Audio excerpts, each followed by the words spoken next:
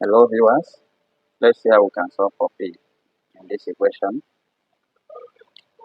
Solution,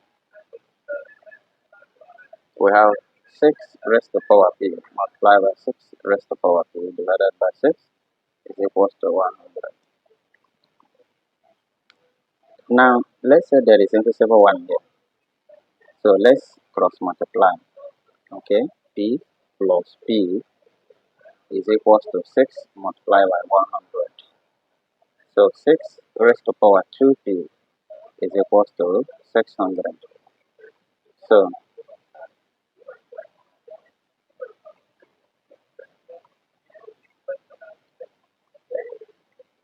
when you take the log of both sides, we are going to have log 6 raised to power 2p is equals to log 600. So that you have 2p log 6 equals log 6 multiplied by 100. Remember, it's still the same thing as what? 600. So from here, I can divide through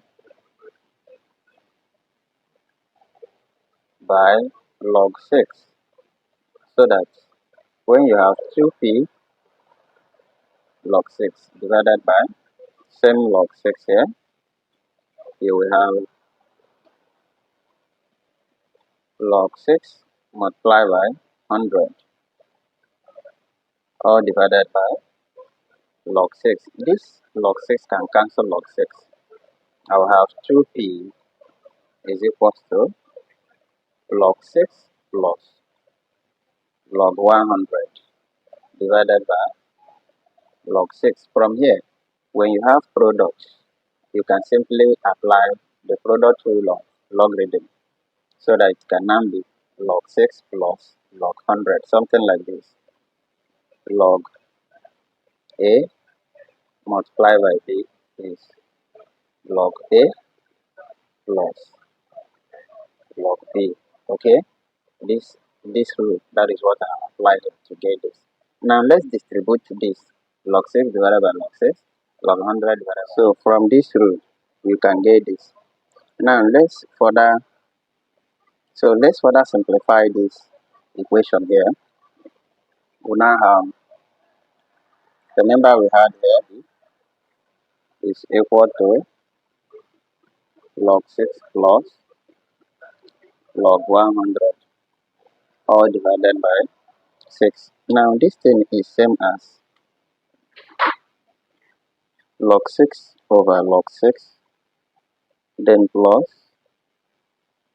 log 100 over log 6. Okay, so that this one can now cancel.